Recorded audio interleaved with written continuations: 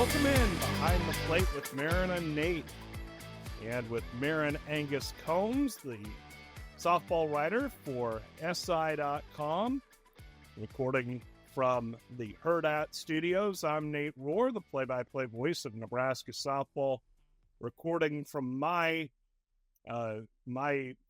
fortress of solitude, where I am in deep consideration and mourning and personal recovery and reflection after that heartbreaking end to a great three-game series, Nebraska and Penn State. I'm exaggerating a little bit.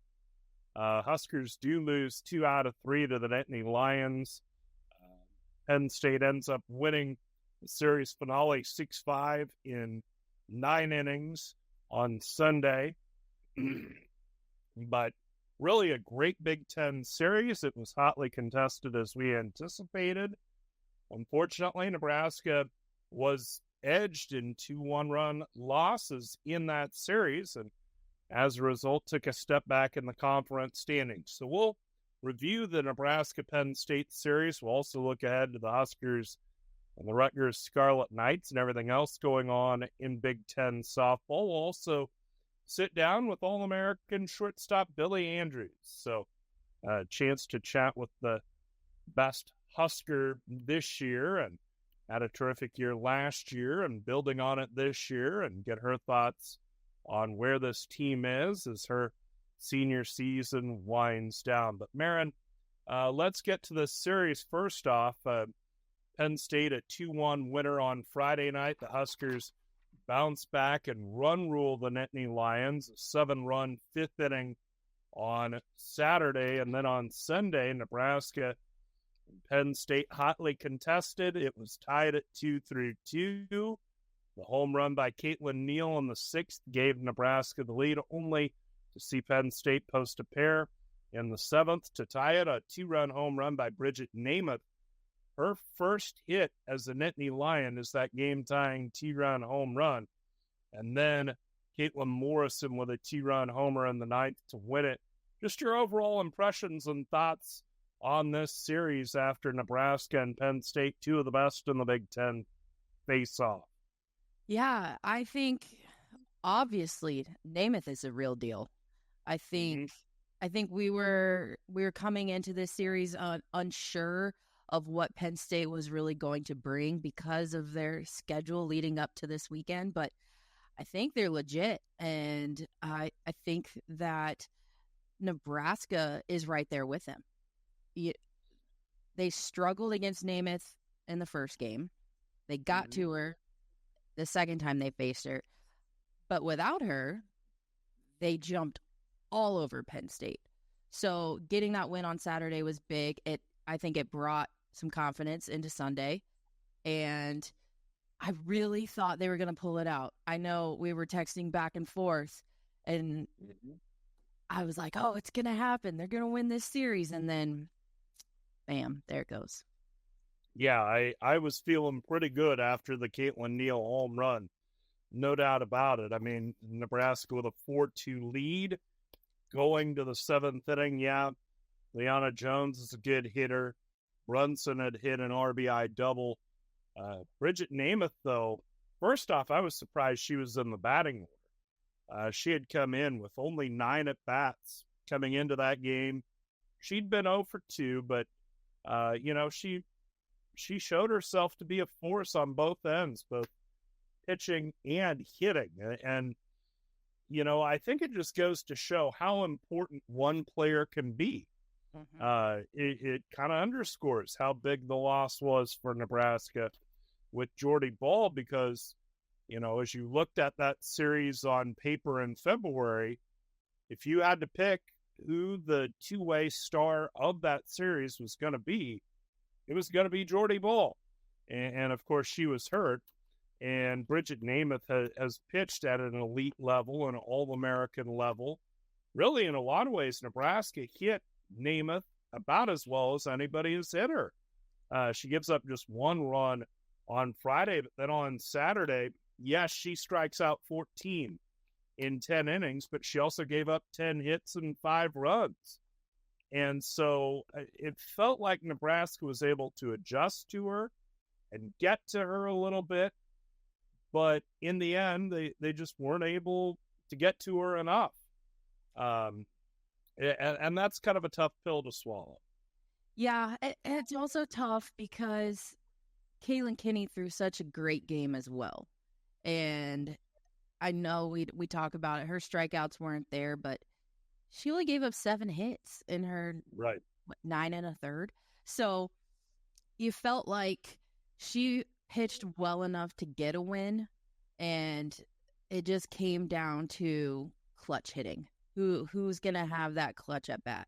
I know Peyton Cody was able to get a home run there in the last inning to pull the Huskers within 1, but it just leaving too many runners on base, not getting the clutch hits earlier, and that's what doomed them.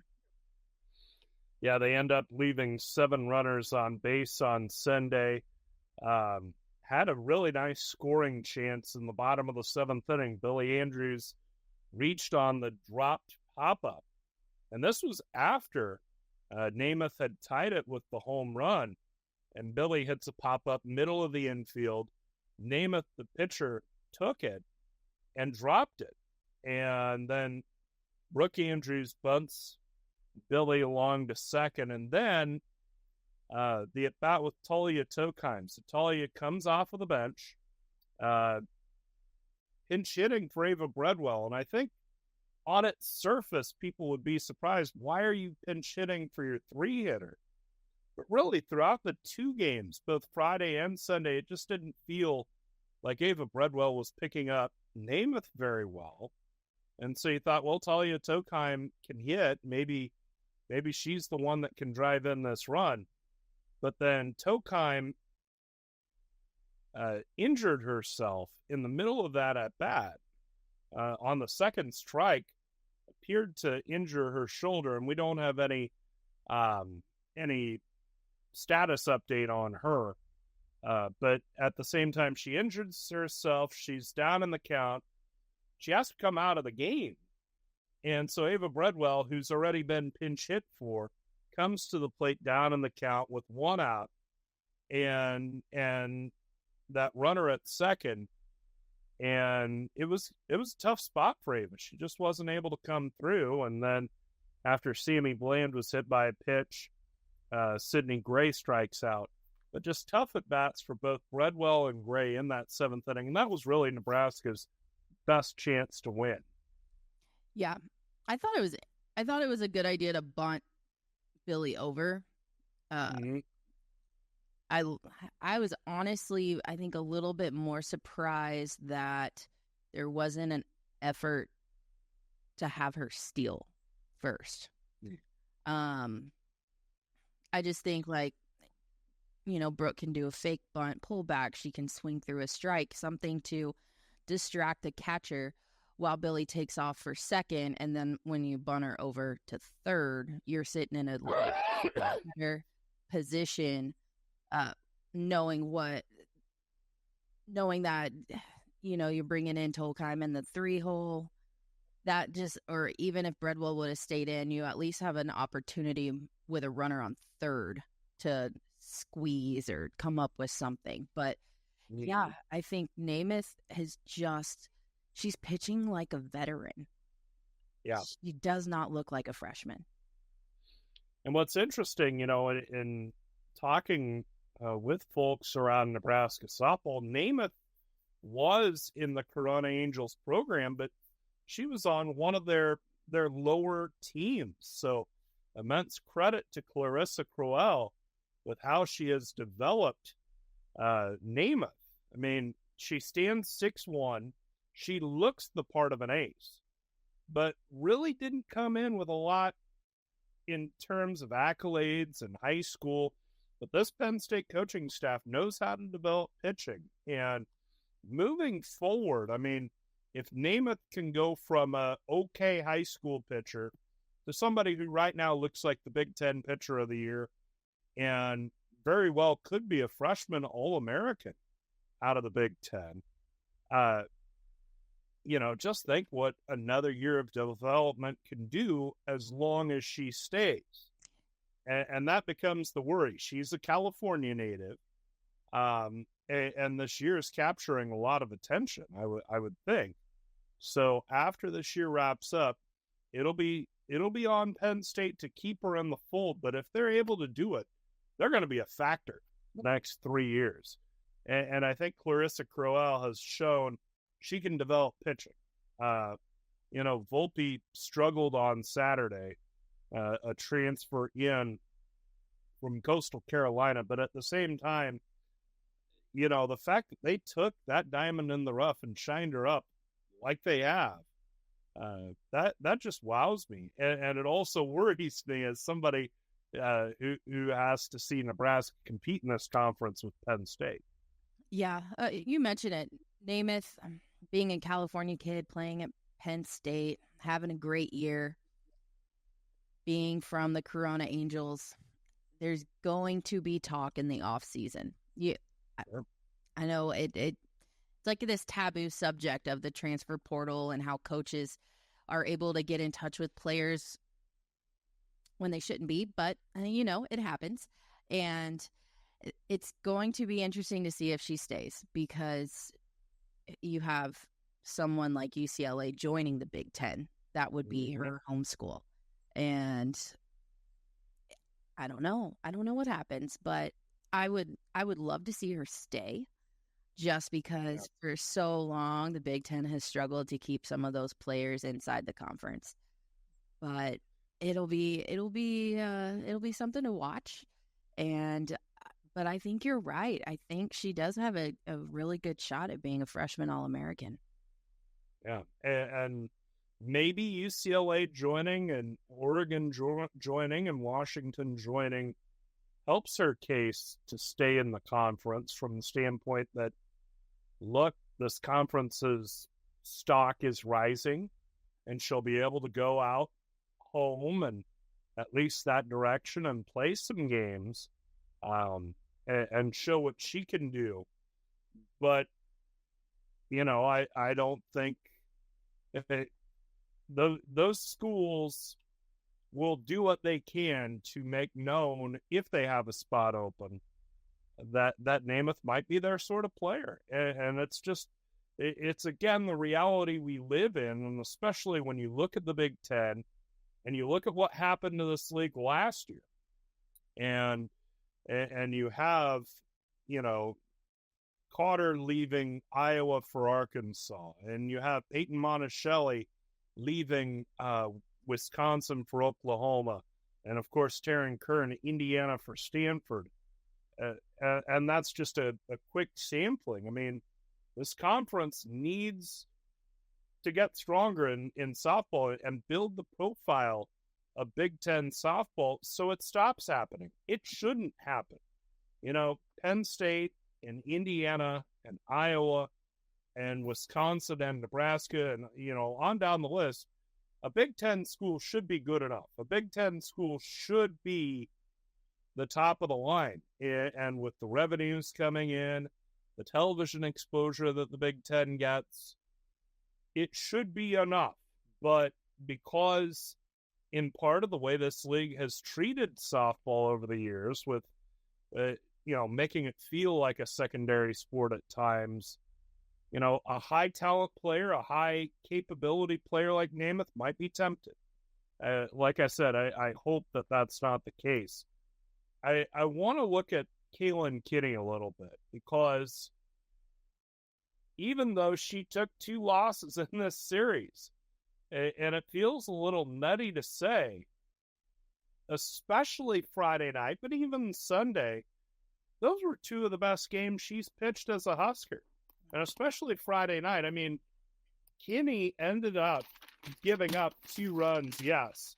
And she gives up 5 hits, but really the only hard-hit ball was the one over the fence. It was probably her best outing as a Husker, certainly her best outing this year.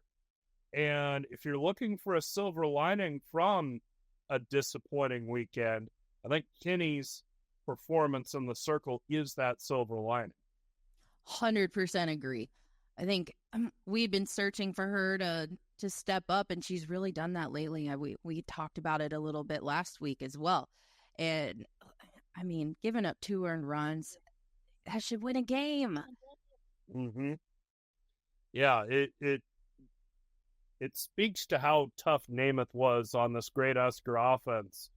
That 2 earned runs was not enough to win. And of course, I mean, there are a lot of games where if you held a team to 2 runs, that would have been enough to win. But unfortunately, Namath really locked down. And another mark of a great pitcher is somebody who gives up a run, 2 runs, and buckles down and says, no more, I'm not giving you anything else.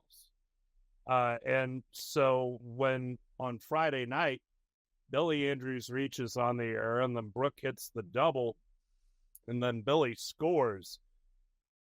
From that point forward, Namath was basically done. She says, no more, and responded very well. But, Kinney gives up 5 hits and 4 of them were bleeders. So there's hope. And again, look, we've talked quite a bit about Namath, but this Penn State lineup surprised me, snuck up on me a little bit. I mean, 300 hitters, a lot of new pieces that have been plugged in and worked very well. That's another reason why I think Clarissa Crowell has done a great job at Penn State is she's taken a lot of parts and plugged them in and made them work and made them work really well. And so the way she's been able to build that program, I mean, it's pretty formidable moving forward, especially out there in the eastern part of this conference where, Michigan is in some question and you don't really have another far eastern Big Ten team that really stands out to you. I mean, you can recruit the Northeast and do a lot of damage. And so I think right now you got to buy your stock in Penn State softball because as long as Crowell's there, it's going up. Yeah. And looking at RPI too, when it comes to those Eastern teams, they're in. I mean, yep.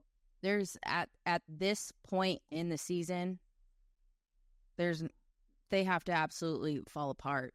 And even at that point, they could still sneak in.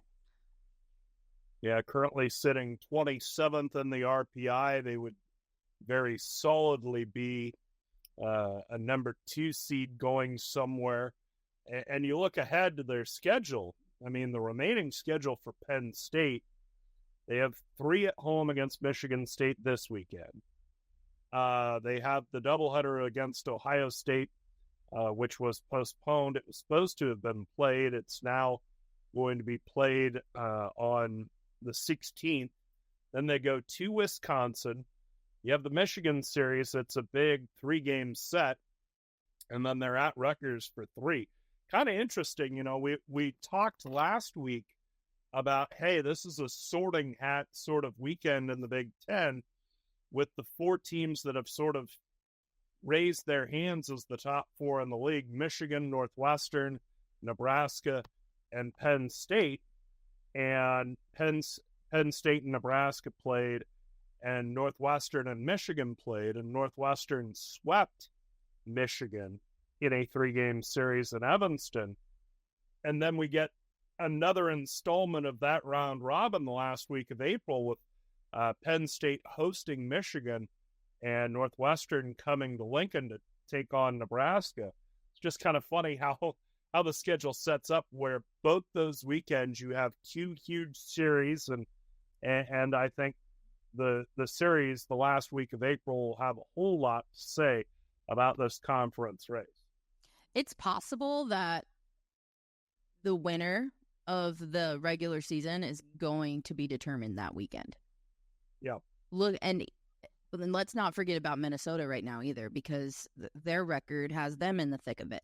So It's going to come down to probably the last game of the regular season to decide who wins, if there's a share of the championship, and then how seeding is going to work for the conference tournament. I'm so excited. This is awesome. It is a tightly packed Big Ten conference as we look at the standings. Through 3 weeks, Northwestern leads the conference at 8-1, but then Penn State and Minnesota tied for second at 7-2. Nebraska is in fourth at 6-2. Michigan 6-3 is in fifth. They're 2 games back of Northwestern, though, although Northwestern also holds the head-to-head tiebreaker. And then you've got Rutgers and Purdue both at 5-4 in the league. So the entire top half of the conference separated by 3 games right now. Of course, we are only 3 weeks into Big Ten play, but it has been, I think, kind of what we expected as far as very hotly contested, very tightly packed. I think the Penn State-Nebraska series was emblematic of that. I mean, the fact that 2 of those 3 games were one-run games, and Penn State took the ultimate lead in their last at bat. I think it's preview of things to come in this conference. It's going to be a dogfight all the way through April and that first week of May. It's also possible that the one game Nebraska did not play could bite them in the butt. Yeah, absolutely. And that's why it was so disappointing that it wasn't played. Yeah. I mean, when you look at 6-2, okay, what would happen if they were 7-2? Well, they'd be sitting in a little bit of a different position. Yeah, they'd be in that 3-way. They would be in what would be a 3-way tie for second, and then just within 1 game of Northwestern. Still, I think, Nebraska, you're disappointed with how the Penn State series came out, and yet you're still in control of your own fate in a lot of respects. You've cut your margin for error pretty narrow in terms of the conference championship, and you're going to have to make some noise against Northwestern. I obviously you have to win every series down the stretch. You probably need to sweep a couple if Nebraska is to win the Big Ten championship. But I still think they're in control of their own fate in that respect. And as up and down as things have been this year, I think that's about all you can ask. Yeah, I think they're probably surpassing a lot of expectations so far, as far as how their pitching has stuck with it. I think once Jordy went down, a lot of people kind of wrote them off like, Jordy's not there. No big deal. However, Nebraska has this veteran-led lineup that is going to do whatever it takes. And I think Kenny has discovered her identity as an ace. And that has been the difference between this conference play and preseason play, is that her identity has been found. Yeah, she's definitely stepped forward in confidence, definitely stepped forward in belief. And, you have a roster full of players who've won a lot of games, who've gone to 2 regionals, who certainly feel like they should go to a regional for a 3rd straight year, even with Jordy Ball out. So they certainly believe that they can put together a year good enough to get them into the NCAA tournament. And you talk about the veteran lineup that is on this team. And, of course, right at the head of the lineup, leadoff hitter, 4-year starter, All-American last year, playing at an All-American level this year, is Billie Andrews. And after the Penn State series, I had a chance to sit down with the Huskers shortstop to take stock of her season, how this team has fought through all the adversity they've faced, and also take a look ahead for the last third of the season. Back on Behind the Plate with Maren and Nate, and I'm here with Nebraska's senior shortstop, Billie Andrews, and we are talking immediately after the series with Penn State. Of course, a disappointing loss to finish it, but really a great series. 2 teams, highest level of Big Ten softball, 2 of the top 4 in the conference in terms of the standings. Even though the result wasn't what you guys were looking for, what do you think this team gained from facing a great team like Penn State? Yeah, Penn State had a really great pitcher and defense behind them. they were really aggressive on the field, and I think playing this weekend just gave us a good look at how the rest of the Big Ten season is going to go, and just going out there and competing. Like, we got some good teams in the Big Ten, and I think playing them this weekend is definitely it was a good experience just playing them and moving on to the Big Tens.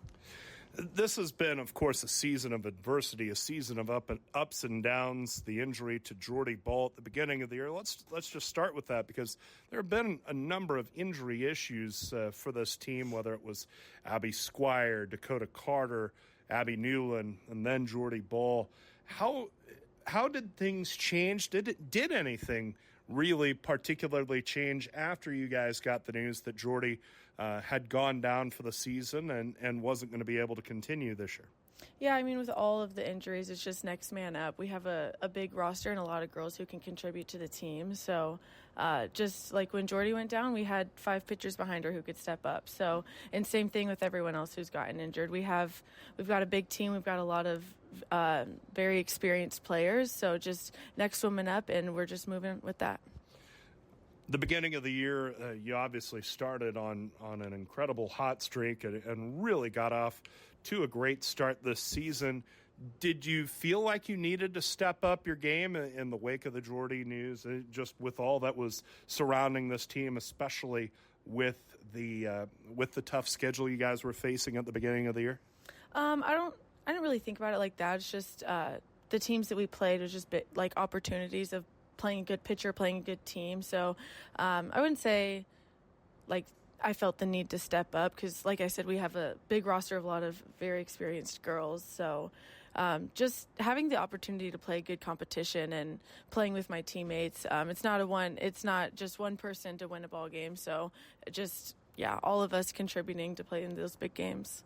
Chatting with Billie Andrews here on Behind the Plate with Maren and Nate. And, as the season has gone along, you guys have seemed to find your bearings, especially in the big moments, in the clutch situations. You've come back from a 6th-inning deficit to win 4 times. What are the discussions like in the dugout? How do you guys stay locked in and stay positive in moments that usually get teams down? Yeah, I mean, the game's not over until it's over. Anything can happen in one swing, and just having the belief, like once you're in the box, or believing in your teammate who is in the box to just step up and execute, it's kind of just a big thing. And anything can happen in one pitch, so the game can switch like that. So just believing that anything can happen and that you can be the person to step up and get a big hit or something. It has felt, especially lately, like there's been a different hero. Sydney has the big weekend. Sydney Gray has the big weekend against Wisconsin. Talia Tokheim comes off the injury and has a big run. Caitlin Kaneda has had hot streaks, and on and on and on. When it feels like there can be a different hero every game, does that take pressure off of you? Do you gain some confidence and some positive feeling from that, knowing that you don't have to hit an 8-run home run every time you walk up? Yeah, definitely. I think just having a whole team behind me and behind the pitchers, anyone can step up and do something big. I think it takes off a little bit of the pressure, but still going to go out there and compete, still going to do what I can to beat the pitcher every time. But yeah, definitely having a lot of girls who can contribute is a huge thing for this team. And that's also carried over to the pitching staff. It had been tough for them at the beginning of the year, but especially lately. Kaylin Kinney has come on and pitched her best ball of the year. Sarah Harness had a good start yesterday in the Saturday game against Penn State. What have you seen from this pitching staff over the last couple of weeks to where they seem to have turned a corner from the beginning of the year when it was really tough for them? Mm-hmm. Yeah, they've got a lot of fight in them. I think whatever pitcher goes out there, I have full belief that they're going to do their job and they're going to do it well. And they've just got a lot of fight. They've grown a lot since the beginning of the season. They've got a lot more experience against some pretty good hitting. So they've stepped up their game, and they've got a lot of fight in them. Of course, you've played at a high level throughout your career, an All-American season last year, All-Conference the year before, but you are now a captain this year. And sometimes great players have a tough time adapting to the captain role. They want to lead by experience. Has that captain role changed anything for you about how you go about your business or how you interact with your teammates? I think it's put a different perspective on like who I can be for the team, how I can contribute to the team. It's not just physical on the field, like just being there for the team on and off the field, and then just like encouraging the younger girls and all of my other teammates to just come up and be who they are, both on and off the field. So just being that person or someone that the younger girls can look up to, and just leading them to who they can be on the field. And so, yeah, it's maybe changed a little bit of the perspective, but I think on the field, I'm still going to be me. I'm still going to go out there and be who I am, but just taking a bigger role off of the field. You mentioned that you've steadily improved, but you've played at a high level since you were a freshman. Your sister Brooke has really come on the last 2 years, hit over 300 all conference last year, doing similar this year. What have you seen from her as her game has developed, and how fun has that been for you to kind of have a front row seat to her development? She's grown so much from her freshman year, and she's been thrown a whole bunch of different positions, and she's gone into each one of them just like eyes open and ready to play. And I think at the plate, she's just a competitor. She goes into every at bat, and I have so much belief in her. I've seen her hit since we were like 10 years old. Sure. So I've had so much belief in her, and to see her finally kind of like pull through these past couple of seasons is really great to see, because I know how hard of a worker she is. I know how much talent she has, and it's fun to be a part of, because I wouldn't want to play with anyone else. I would this is my dream, playing here with my sister. Like, that's all I can ask for, and just seeing her succeed the way she is, it's a blessing. It's amazing. One thing fans have seen from you this year that maybe they haven't seen in years past is your off-the-field talent, which is your work in art. Your art has been what has been on the cover of the scorecards all year long. Tell me a little bit about what art means to you. It is your course of study. How did you get into art, and what does it kind of do for you to have art as an outlet alongside softball? Yeah, like you said, it's kind of just like an outlet, kind of just like to get away from everything else that's going on in my life, and just like somewhere where I can just be free, just get my thoughts down, just make something. It doesn't even have to be pretty, just like putting something together. Like it's fun, and it's just an escape. It's an outlet to where I can just be who I want, do what I want, and it's freeing and it's fun. And I think I got into it, probably started taking it a little bit more seriously in high school, and then once I got here and I started to study graphic design, I kind of just fell in love with it a little bit more. So just growing with it every day, it's fun, and it's something that I can do just anytime I want. So it's something that kind of popped up for you in high school then? Everybody doodles, everybody draws a little bit, but high school is when you said, hey, I'm kind of good at this, I need to develop this talent. Yeah, I would say so. I took quite a few art classes in high school. It wasn't too much. I was like, oh, I kind of like it. But then once I got here and I was like exploring like degrees that I wanted to study, graphic design was the one that like caught my eye, and I was like, oh yeah, so I kind of started taking it just a little bit more seriously, probably freshman, sophomore year. Now, is it just drawing? Do you paint, or what all do you do in terms of art? Yeah, I draw a little bit. I do paint. I paint a little bit too, and then I do some like digital stuff just on my computer. Sure. Yeah. Now back to the field. Of course, you guys have 5 weeks to go in this regular season, and your softball career is waning. Not that we want to bring that to a close any quicker than we have to, but you're down to your last few weeks playing college softball. What's your mindset as you guys hit a stretch run and the middle portion of the Big Ten schedule? I mean, just taking every moment as something to be grateful for. Like you said, there's not much left for me, but just having fun and being out there with my teammates, competing, just playing the game the right way for the last little bit that I have, and just enjoying it. Just enjoying it and competing and going out there to win. I think as we go into the rest of Big Tens, it's going to be a dogfight every single game. So just excited for that, excited to be able to compete. Hoping you guys come out on top in many of those competitions. Good luck, Billie. Thank you. That's Billie Andrews here on Behind the Plate with Maren and Nate as we get a chance to chat with Nebraska's All-American shortstop. Billie Andrews, central to the Husker efforts this year, and also quite an artist. I don't know if you've had a chance to see her drawings.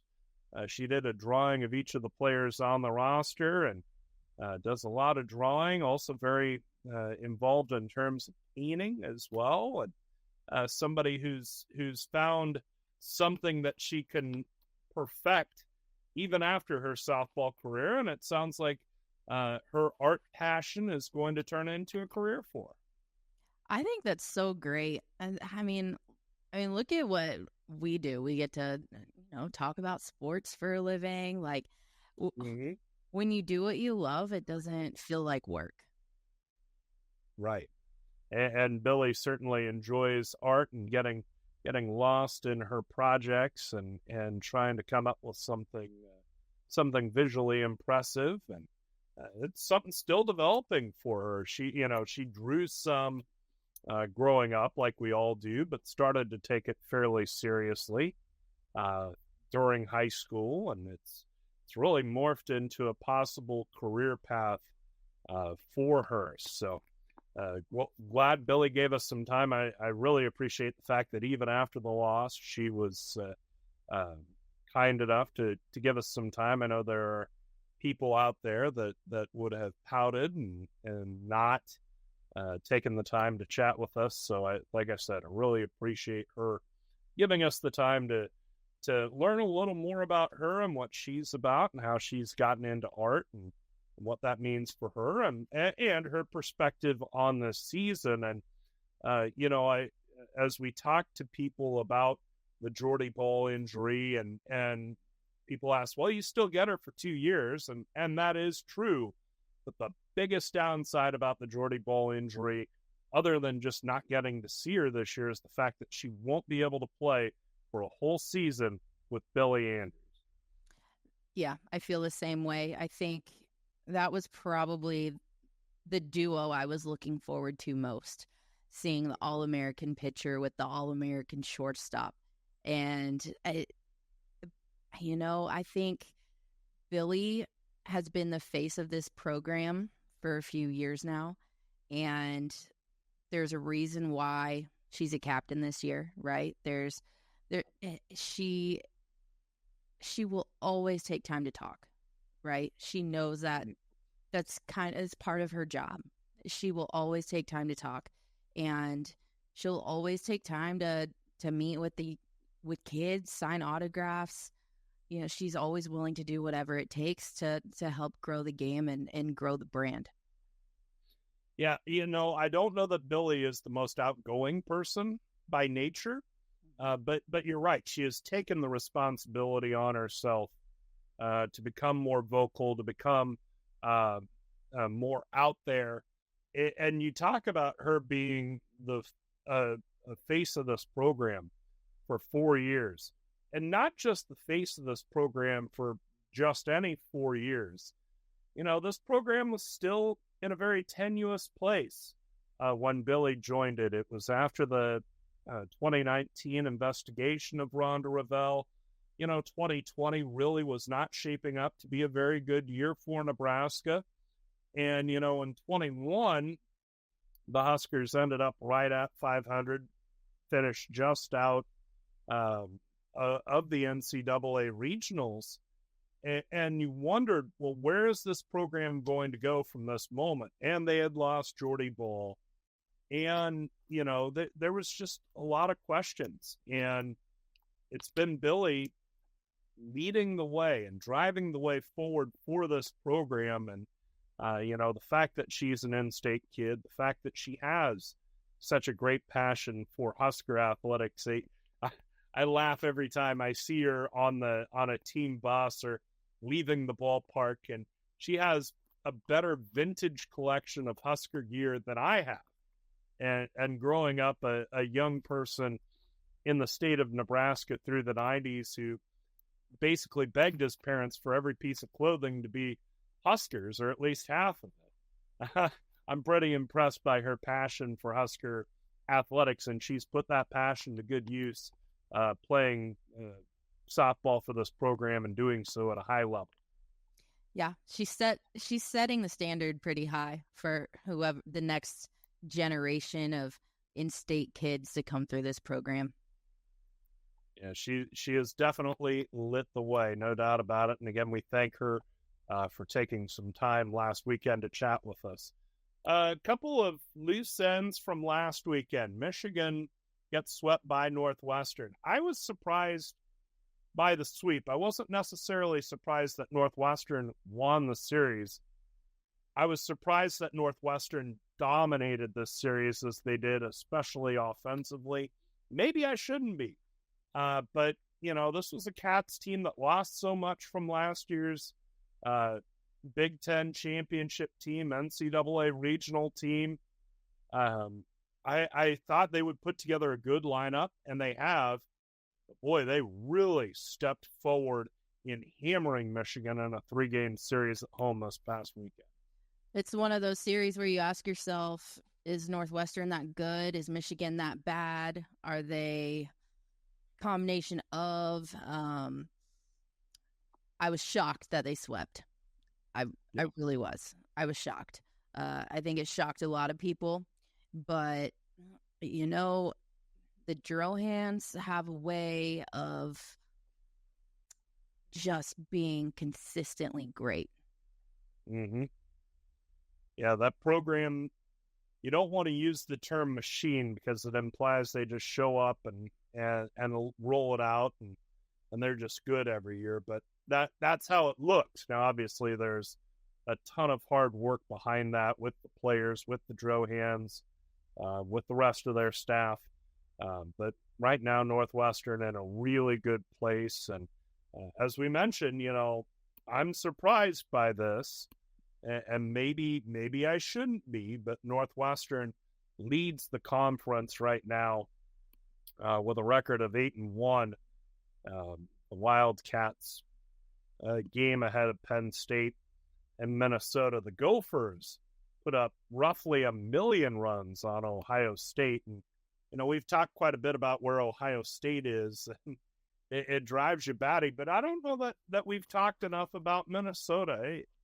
This is a Gopher team that has kind of lurked under the radar. I don't know that they played the non-conference schedule that really caught your eye, but boy, they've come on in league play. Yeah, they're led by Jess Oakland. I mean, she's almost hitting 500. She's hitting 479. Unbelievable.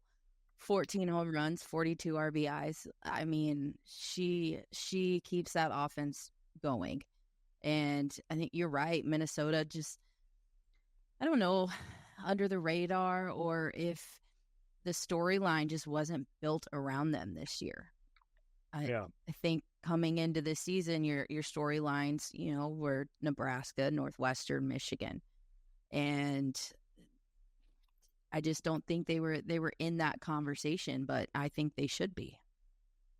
Well, they certainly are after what they did last weekend. And we should point out, we're talking about that last weekend in April being so big. While the Huskers end the regular season in the Twin Cities the first week of May, won't be surprised if the conference title is still up for grabs. And don't be surprised if that series in the Twin Cities doesn't have a lot to say about it one way or the other. Well, that's what has gone on. Let's turn our attention forward to what is set up for this weekend. The Huskers head to Rutgers to take on the Scarlet Knights. Rutgers won 2 out of 3 over Wisconsin and really was pretty dangerous offensively.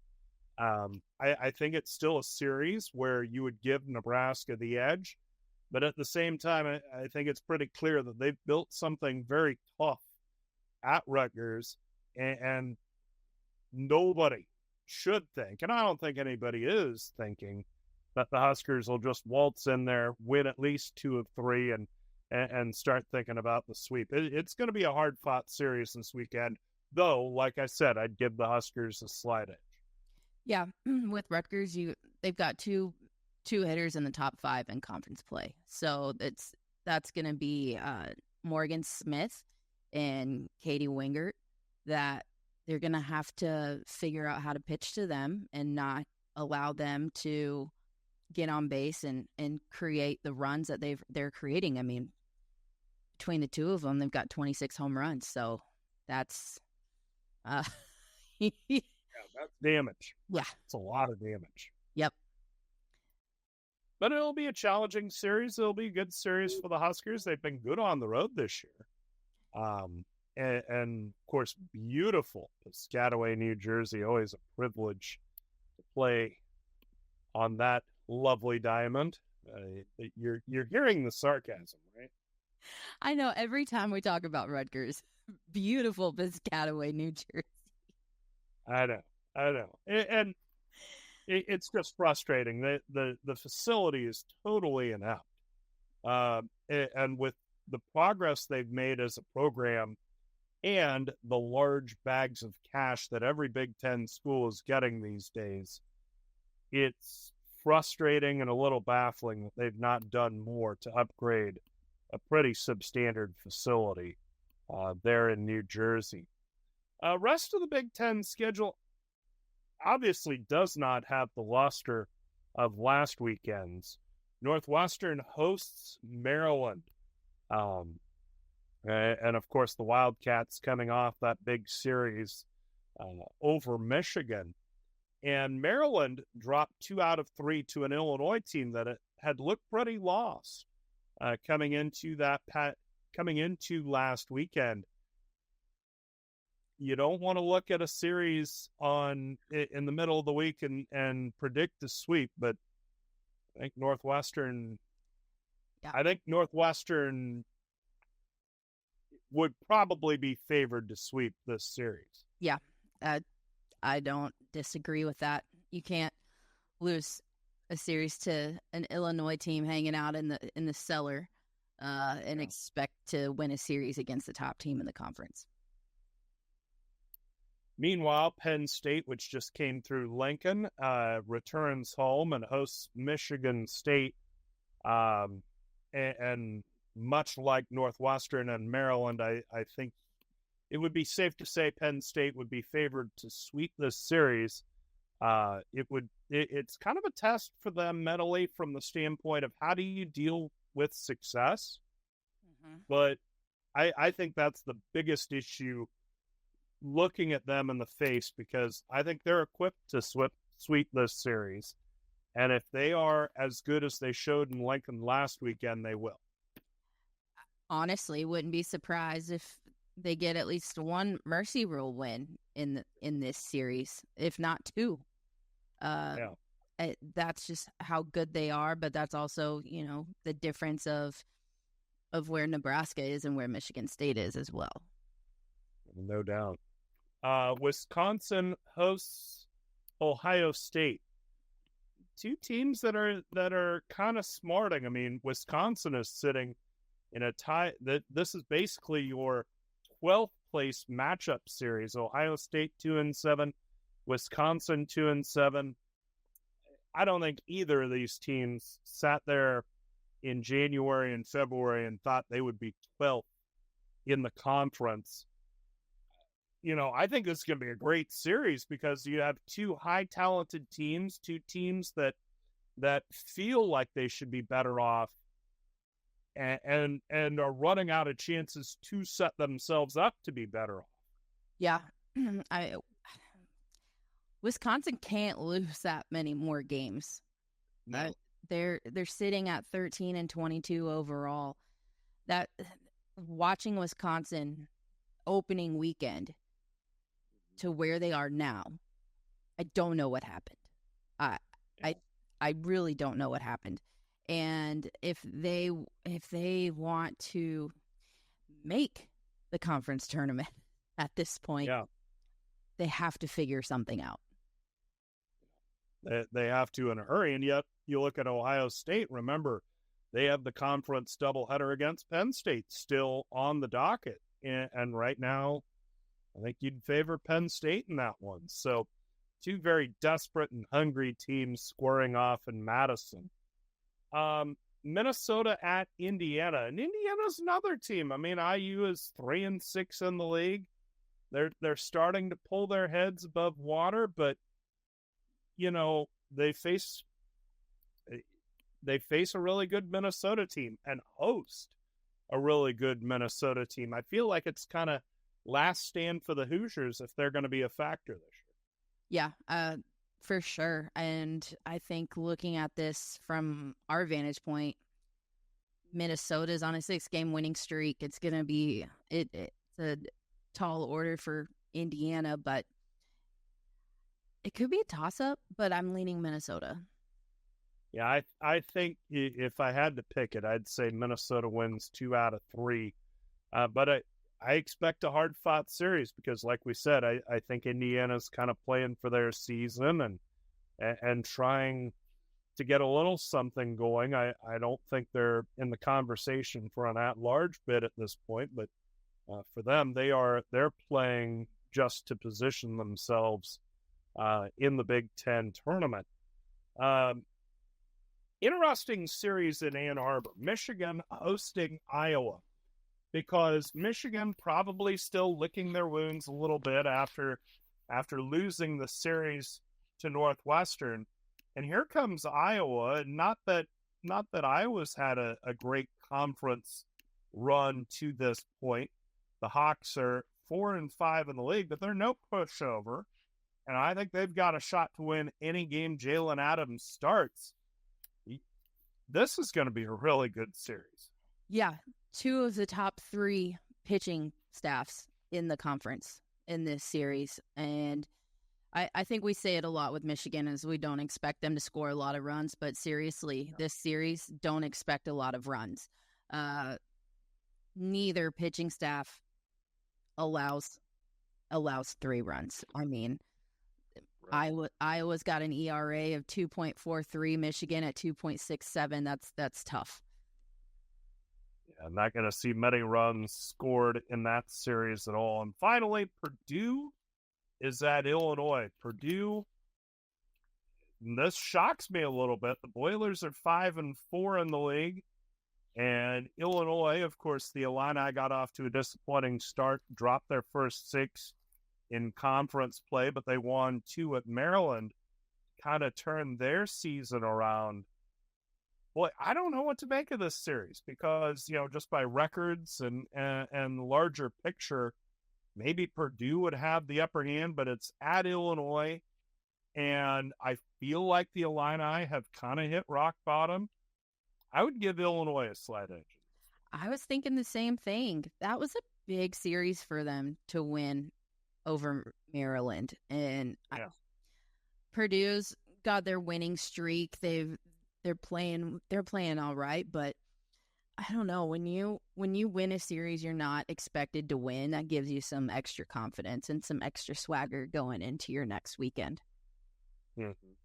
Should be a good series in Urbana, Illinois, between Illinois and Purdue, and going to be another compelling weekend in the Big Ten. Like we said, we expect hotly contested games throughout. We expect tightly contested series, and this weekend will be another example of it. So the Huskers head to Rutgers, and this time next week we'll be back to review Nebraska's trip to Rutgers and preview the big series in Ann Arbor between Nebraska and Michigan. Our thanks to Billie Andrews, the Huskers shortstop, for joining us.